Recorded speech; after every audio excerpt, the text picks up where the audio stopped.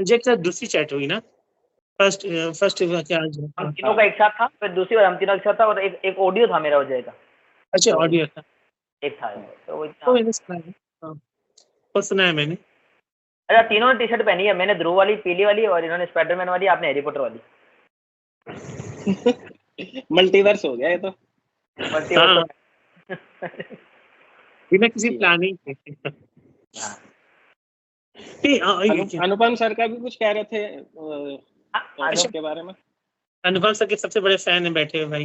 अनुपम जी fan है तो इतने फैन है, ये तो कॉपी भी बिल्कुल सेम कर लेते हैं। हाँ, ये तो उनके क्लोन है। वो कहते हैं ना, नकल के लिए भी अकल चाहिए होती है। अच्छा, ये बढ़िया वाली करते हैं नकल बिल्कुल। हम लोग उनकी नकल करेंगे ना, और अनुपम से देखेंगे तो सुसाइड कर लेंगे। नहीं, अनुपम जी का प्लस मेरे को मेडिटेशन, अनुपम मेरे को ना, मैंने और भी कोशिश करता हूँ स्केच वगैरह करने की, पर बाकी कोई और स्केच करूँ तो मेरे को बर्डन फील होता है, मतलब थक जाता हूँ। अनुपम जी वाले जो चित्र होते हैं ना, उसमें मेरे को मेडिटेशन नहीं लगता, उसको मैं करता हूँ, पर क्या मतलब जो टाइम अवेलेबल होता है उसमें मैं करता हूँ। जैसे मान लो लाइट गई हुई है, पंखा नहीं चल रहा है, मैं तो उसकी डिटेल्स देख के ही सोचता हूँ, बस देखने में अच्छा है, कॉपी करने की जरूरत है। नहीं, अनुपम जी है तो मास्टरमाइंड है, मतलब वो उनका वो अलग ही लेवल के आदमी है। हाँ, उनको जो अगर वो लंबे बालों में जो वो करते हैं ना, हवा का भी इफेक्ट होता है उसमें, वो चीज मेरे को बहुत पसंद आती है। हाँ, डिटेलिंग बहुत अच्छी होती है उसमें। जी हाँ। और मेरा एक्सपीरियंस बताओ ना, कि उनसे पहले ध्रुव के पहले, ध्रुव से पहले तो मैं अनुपम सिन्हा को, मतलब अनुपम उनको जानता नहीं था उतना, नाम भी नहीं सुना था। ध्रुव की कॉमिक्स में जब ऊपर लिखा रहता था तब पता चला कि है अनुपम सर भी है। लेकिन उसके पहले जो मेरे जो फैन बेस, जो आप कह सकते हो ना, कि मुझे अच्छी जो लगती थी वो प्राण सर की लगती थी, बिल्लू और पिंकी राजा चौधरी, और हिंदी में मुझे पसंद आते थे बेदी सर, बेदी।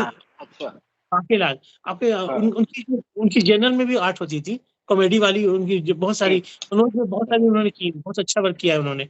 तो मैं मनोज जो थी बुक्स, शुरू के जो बुक भाई के पास जो कलेक्शन थी ना, मनोज कॉमिक्स की जनरल वाली, तो उसमें बहुत सारी कॉमिक्स थी जिसमें बेदी सर का आर्ट था। और फिर उसके बाद आरसी में भी वो उन्होंने काफी शैतानों के नाना या कुछ बहुत सारा उन्होंने किया है काम, अच्छा काम किया है। और एक और भी था उसमें, जो पहला सेट में कुछ कोई कॉमिक्स थी आरसी की, उसमें भी उनका एक था, एक कॉमिक्स थी उसकी, के नाम है उसका भूल, जो फाउंडेशन सेट था आधा संग्रह, उसमें थी एक, कुछ चोर, कुछ थी, चोरों की नानी, ठगों की नानी, ठगों की नानी, मतलब वो था, वो बेदी जी का बेदी सर। तो वो स्टोरी में मैंने एक से बांकेलाल भी शुरू में जो मुझे अच्छी लगी ना, तो उसके बेदी सर के वजह से थी। तो बेदी सर और वो प्राण, ये मेरे मतलब मोस्ट फेवरेट थे। और मुझे इतना पता नहीं था कौन आर्टिस्ट क्या होता है, वो फोटो क्या होती है, मुझे मतलब वो लगता था कि ये दोनों का कुछ अलग सा है, मुझे अच्छा लगता था। किसी एक कॉमिक में तो फोटो भी आई थी उनकी, कोई मल्टी स्टारर थी शायद, चक्र में आई थी, चक्र में आई थी शायद, मैंने फर्स्ट टाइम देखा था। तो जब मैंने इनकी देखी ना, ध्रुव की कॉमिक्स देखी मैंने, अनुपम सर का आर्ट देखा, तो मुझे लगा कि बहुत अलग फ्लेवर है। और नागराज की कॉमिक जो थी ना, अगर शुरू स्टार्टिंग आप कॉमिक्स देखोगे, उसका आर्ट मुझे बिल्कुल भी पसंद नहीं, मतलब वाहियात, सॉरी नहीं बोलना चाहिए, पर मुझे नहीं पसंद यार वो शुरुआत। मुझे हमेशा लगता था ना, मैं जब बहुत छोटा था और मुझे लेटर कभी मैंने लिखा है, मुझे आरसी मुझे याद है मैंने लिखा था कि सर क्या ऐसा नहीं हो सकता है कि जिस तरह से आपने नागराज के कॉमिक्स के कवर नए बनाए हैं, तो क्या उसके नीचे अंदर का आर्ट भी आप लोग नया नहीं बना सकते। मैंने बहुत पहले बचपन में संजय सर को लिखा था ये बात, कि क्या आप लोग ऐसा नहीं कर सकते कि उसका आर्ट किसी नए आर्टिस्ट से बनवा ले। तो मेरा कहने का मतलब मुझे वो आर्ट बिल्कुल, मुझे लगता है कि जैसे उन्होंने कवर चेंज किया, तो अंदर का आर्ट भी तो चेंज कर सकते थे। तो मुझे उसकी वो चीज, आर्ट तो चेंज तो मुश्किल, बस ये वोटिव टाइप का निकालते हैं, जैसे डेजलिंग इन्होंने से ध्रुव निकाल रहे हैं, पर फिर अनुपम जी को मौका देंगे नहीं देंगे, वो भी चक्कर है। बट अब वो कर दें यार, एक ये अनुपम जी के हाथों से अगर वो नागराज का जो आर्ट है ना, मुझे कुछ बेहतर हुआ, या जब प्रताप मलिक सर आए, उन्होंने जब उसको करना शुरू किया तो कुछ बेहतर हुआ वो। और उसके बाद तो उन्होंने भी ट्रेंड सेट कर दिया। लेकिन उसके बाद जो उसके पहले की जो थी, तो वो लेने लायक थी नहीं, मेरे ख्याल से। मतलब मुझे आर्ट की परख नहीं है, लेकिन मुझे लगा कि मुझे पर्सनली पसंद नहीं आई थी। फिर अनुपम सर का आर्ट तो उसके अलावा मतलब बहुत नेक्स्ट लेवल का था। और जितनी कहानी अनुपम भी सर का। छोटी होती थी ना, 32 पेज में ही उन्होंने वो पूरा वो डिटेलिंग कर लेते थे। वो जो अनुपम सर का तो जो वो नागराज वाले जो आए थे बाद में, मतलब वो तो कवर देख के ही मतलब वो हो हाँ, जाता था कि ये तो लेनी ही लेनी है, लेनी लेनी क्योंकि है। कवर्स में इतना डिटेलिंग और इतना बढ़िया सीन होता था। मुझे तो उनकी कॉमिक्स भी होती थी ना, 32 पेज की होती थी, पर सब कुछ उसमें होता था। एक हाँ कहानी प्रॉपर वे में बढ़ती थी, उसका कंक्लूजन होता है, उसका फाइट जो भी है बीच में उसका जो होता था, उसके जो पार्ट्स है, पर उसका कंक्लूजन एक फिर से ज्वाइन करने के लिए वेलकम। हम लोग बात कर रहे थे अनुपम सिन्हा की आर्ट जो आई, आरसी में आई। इससे पहले की जो हम बात की, जो मेरा पर्सनली जो फेवरेट थे, बेदी सर और प्राण सर। तो उनकी जो आर्ट का लेवल था ना, ये मनोज ध्रुव में, ध्रुव अगर मुझे नहीं लगता कि अनुपम सर कहानी वही रहती, कोई और आर्टिस्ट होता ना, उस लेवल तक नहीं ले जा पाता जो अनुपम सर ले गए। तो उसको वो एक मतलब क्या मैं बोलूँ कि उसको एकदम अलग फ्लेवर था, जो कि मैं पढ़ता हुआ आ रहा था ना, जो कि जनरल थी या भैया उनका कलम स्टूडियो का जो आर्ट आता था मनोज कॉमिक्स में, तो उसकी तो मैं बराबरी कोई कर ही नहीं सकता, वो नेक्स्ट लेवल की बात है।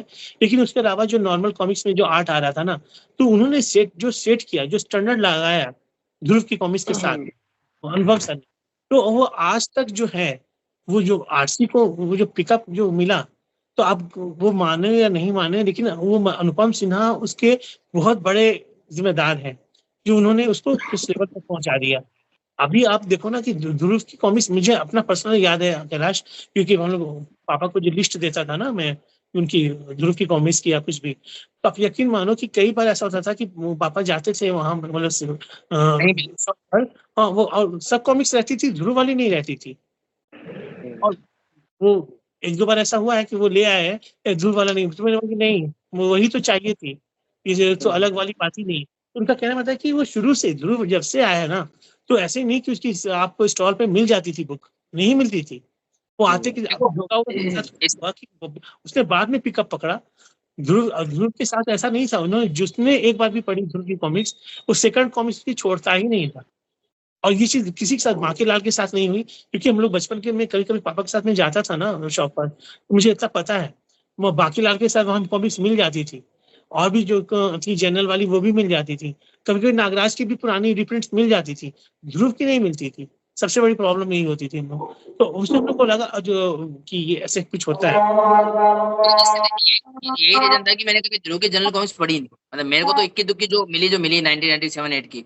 मैं एक बात और बताता हूँ, मानो कि अपनी पुरानी हवेली है आपकी गाँव में, है ना, उसके बाद में आप लोग शहर में शिफ्ट हो गए, ठीक है।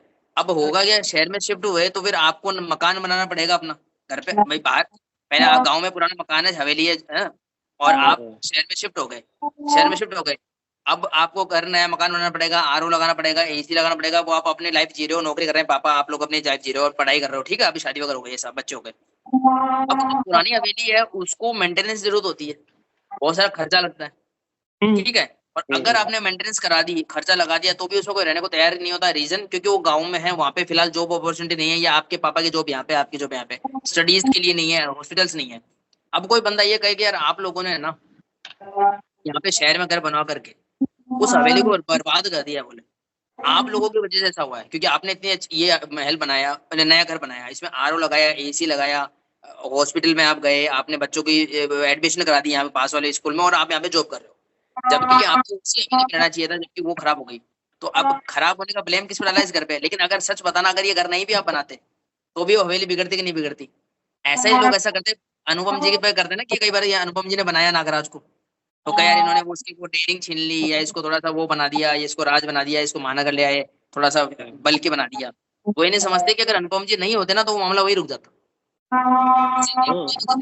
वो जो भी आप आज के, आपको बोलता हूँ पुराना छोड़ो, आप 2010 के बाद जो लेटेस्ट पब्लिकेशन है, मैं इतना नाम नहीं जानता, पर आप जो भी जानते हो ना, याली ड्रीम या जो कुछ भी पकड़ लो आप, बहुत सारी ऐसी सीरीज है जो सिर्फ स्टार्ट ही हुई, एंड कभी भी नहीं हुई, कहीं भी पकड़ लेना। इसमें राजकुमार सर्वनायक वगैरह पकड़ लो, अनुपम जी की वजह से क्या ध्रुव की कहानियां शुरू हुई, एंड हुई, शुरू हुई, एंड हुई, शुरू हुई, एंड। फिर नागराज का हाथ पकड़ लिया, आज तक का उनका रिकॉर्ड है, जो बुक उन्होंने शुरू करी उसको उन्होंने एंड करा ही करा है। चाहे बाकी पब्लिशर वगैरह ने कोई डील देती हो तो अलग बात, शक्ति रूपा में भी देखो साबित हो गया, बाल चरित में भी। आज भी एकमात्र ऐसे इंसान है जो सब कुछ पूरा कर देते, तो उन्होंने पकड़ रखा है, आरसी को अपलिफ्ट कर दिया है। वरना अगर होता क्या बताऊं, तब भी बनता तो जरूर, लेकिन वो टुकड़े टुकड़े में छूट जाता सब कुछ। जैसे परमाणु छूट गया है, एंथन छूट गया था, वैसे सब छूट जाता।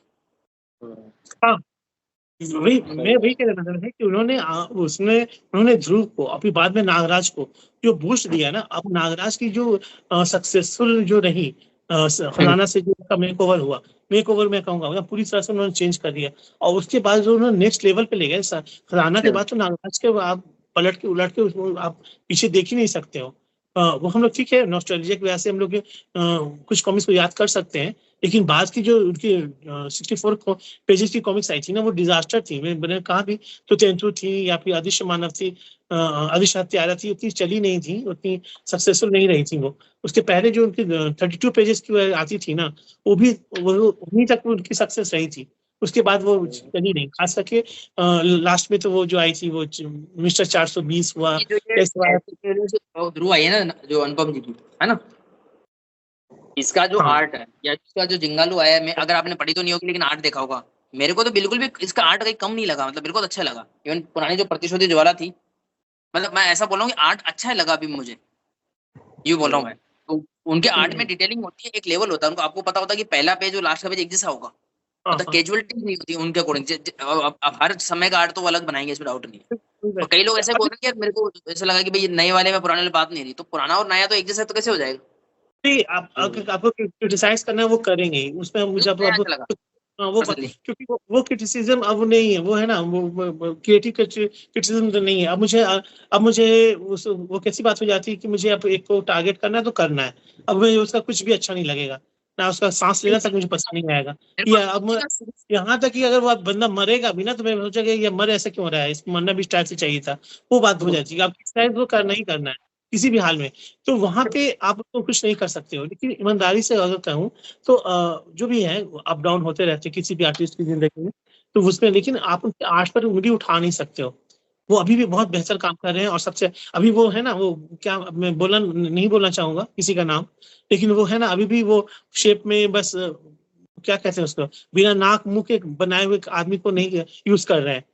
अब देख रहे हो ना कि क्या आ रहा है कि मतलब कि अगर, हाँ, अगर कोरस की फोटो है तो बस उसे उसका बना दो, और ना आंख ना नाक ना मुंह, कुछ भी नहीं है, बस वो चल रहा है कि हाँ वो अब आर्ट है। वो एक मतलब बहुत क्या कहते हैं। लेकिन अनुपम सर की किसी भी पुरानी कॉमिक्स में देख लो, नई में देख लो, वो उस तरह का नाक मुंह मतलब कि क्या कहते हैं, फेसलेस चेहरा नहीं बनाते हैं वो। अभी भी उनके फेस होता ही है, दूर मेरे का को क्या आर्ट में नजदीक का। डिटेलिंग होती है ना, मतलब पता नहीं क्यों लोग, मतलब मेरे को तो डिटेलिंग बहुत अच्छी लगी है हर बुक में। जब हाँ, उन्होंने 87 से लेके अब तक जो भी बुक बनाई है ना, उनमें जो शिफ्ट आया है, मानो एक बार मानो 90s में शिफ्ट आया, खजाना बनाई, फिर सपेरा वगैरह बनाई थी, थोड़ा अलग टाइप का आर्ट देखने को मिला था। फिर मृत्युदंड वगैरह आई, थोड़ा वो तो चेंज आता कलरिंग वगैरह में, लेकिन आर्ट हमेशा मेरे को निखर के सामने आया है।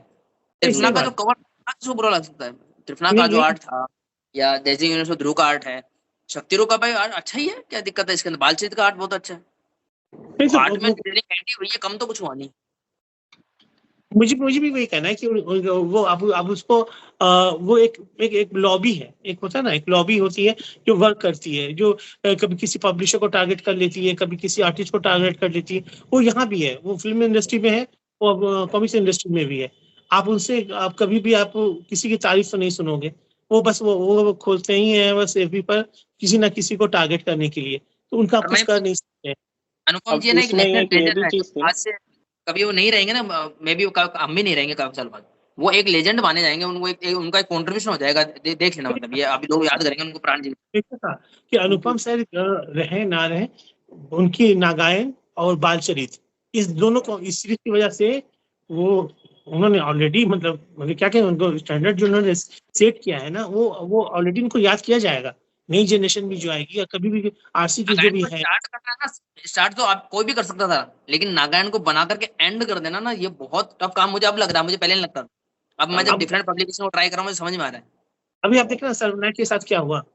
अभी आप लोगों ने देखा, सबसे बड़ी सीरीज थी, आज तक खत्म नहीं हो पाई।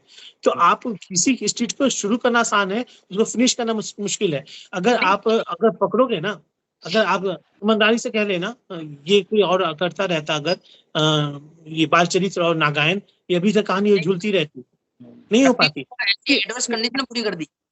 जो उन्होंने कंडीशन चल रही थी आरसी में।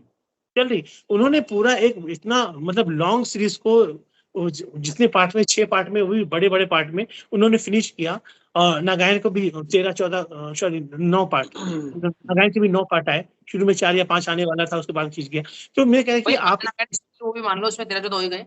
हाँ, एक मेगा सीरीज आप शुरू करते हो ना, तो उसपे कैरेक्टर जुड़ से चले जाते हैं, फिर उसको लास्ट तक लाके खत्म करना प्रॉपर वे में, ये बहुत बड़ी बात है। और अगर जो जो जो पॉइंट आउट कर रहे हैं कि ऐसी थी, वो घटिया थी, तो उसके लेवल की भी लाओ ना आप, जितनी लंबी सीरीज चली हो और उसे खत्म हुई हो। अगर सरनाक कोई खत्म कर दे तो मैं मान लूँ वो बात को, आज नहीं तो सुनो, खत्म ही नहीं। तो सब आरसी को छोड़ो, एक बार आप औरों पे जाओ।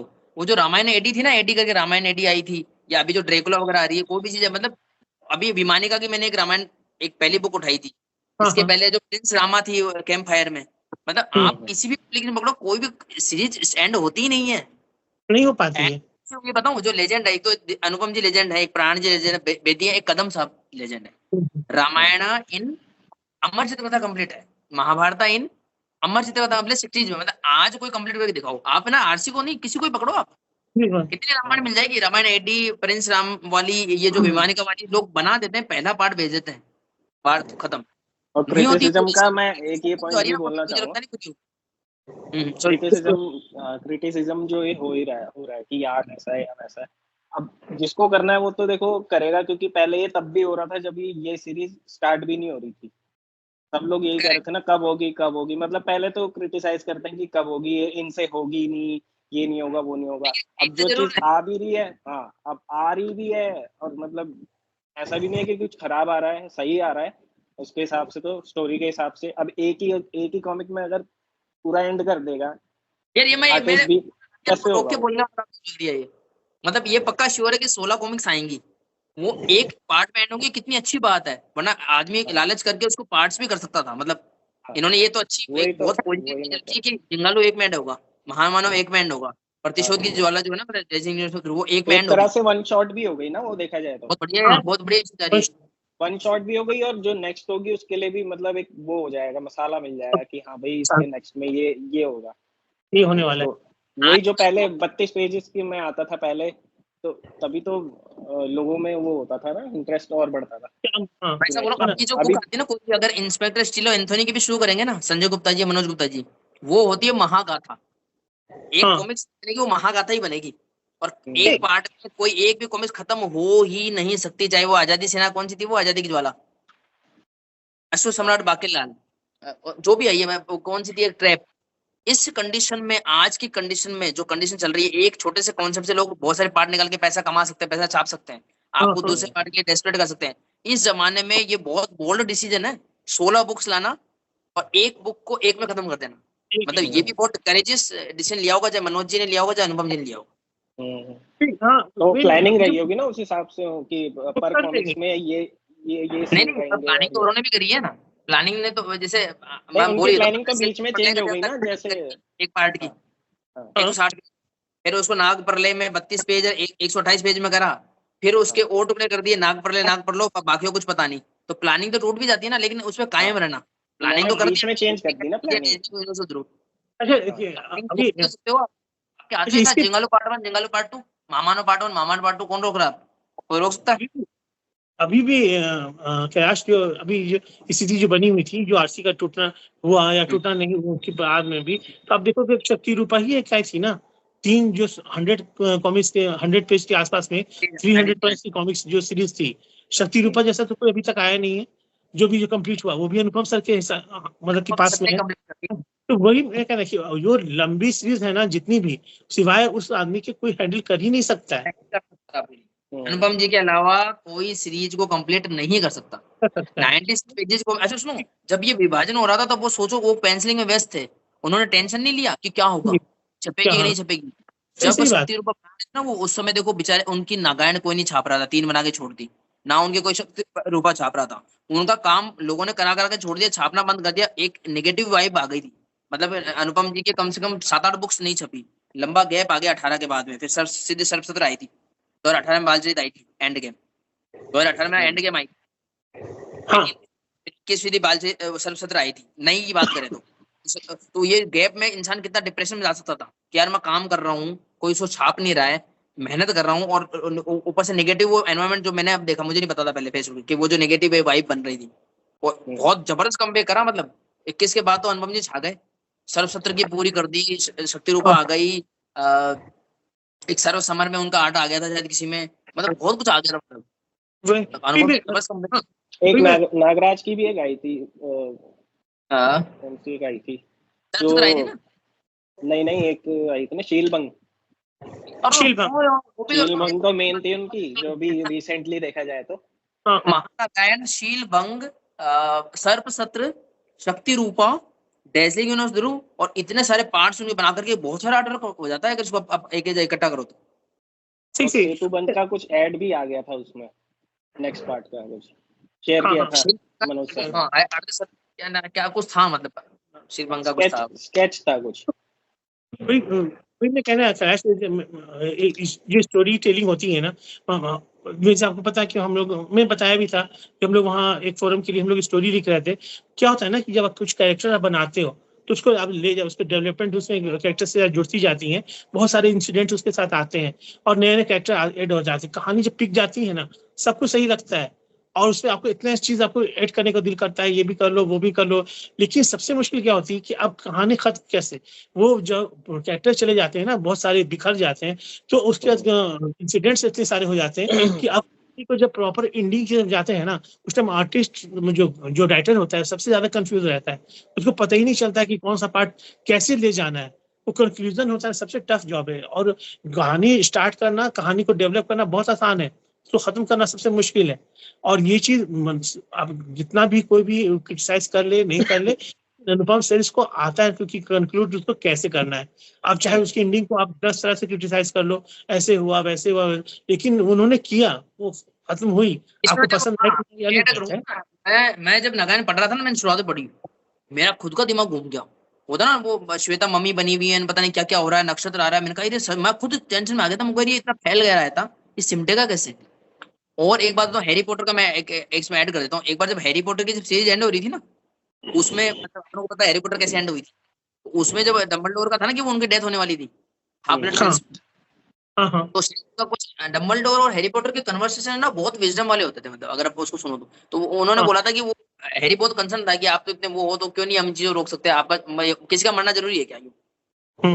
डंबलडोर का ये था कि यार कि बेटा ये सब कुछ है ना, ऐसे शुरुआत होगी और एंड परफेक्टली होना जरूरी है। बोले अगर एंड परफेक्ट नहीं होगा हम सब पागल होकर विलेन बन जाएंगे, जोकर है ना। तो कहने मतलब होता है कि वो डंबलडोर का भी उस समय हाथ खराब होकर मर गया था ना, वो हाफ ब्लड प्रिंस में डंबलडोर शायद, तो वो एंड होना है। फिर इसमें हैरी पॉटर के मरने का पॉइंट एंड हो गया था, हालांकि वो एक तरीका अलग होता नहीं, हैरी पॉटर मरने वाला था लेकिन वो ना मर के वोल्डेमॉर्ट का पार्ट मर गया था, वो स्टोरी इससे एंड हुई थी। तो उसमें मरने की इंपॉर्टेंस सिखाई थी, हैरी पॉटर को समझाया डंबलडोर ने कि अपन को ना जिंदगी शुरू करनी है, जीनी है फुल पोटेंशियल से, और इसको फिर कंक्लूड करना है, क्योंकि जो स्टोरी शुरू हुई है ना परफेक्टली प्लान होकर एंड होती है तभी अच्छी लगती है, चाहे डंबलडोर का एंड हो, चाहे हैरी पॉटर का हो, चाहे वोल्डेमॉर्ट का हो। और इसी से मैं बताऊं, मेरे को एक बात याद आई कि जो हमारी मूवीज होती है हमको पसंद आती है, टीवी सीरियल्स के लोग इतनी ज्यादा पक क्यों जाते हैं, क्योंकि जो आप बता रहे हो खिचड़ी बन जाती है। ओटीटी पे सक्सेसफुल क्यों होता है, क्योंकि हमको पता है कि इसके 7 एपिसोड में एक सीजन एंड होगा। जो भी बुक्स पे मूवीज आती है, जो भी नॉवेल्स पे मूवीज आती है, जो भी नॉवेल्स पे टीवी सीरीज इतना सक्सेसफुल क्यों होते हैं, क्योंकि वो वेल रिटन होती है, ऑलरेडी उनकी एंडिंग फिक्स्ड होती है, इसलिए मूवीज अच्छी लगती हैं आपको। जो टीवी सीरियल जो इंडिया में जो बनते हैं या जो आप देखते हो डेली सोप वगैरह, इतना कचरा क्यों होता है, वही बात है, शुरुआत कर दी फिर एंड कैसे करोगे। उसमें तो एंड भी हो जाता है फिर जिंदा भी हो जाता है। कर लेते हैं ना, कैसे कर लेते हैं यार, मैं अभी भी बहुत सरप्राइज होता हूँ नागायण को, मतलब आप पढ़ के देखना, आप खुद का दिमाग आउट हो जाता है कि अब ये एंड कैसे होगा सब कुछ।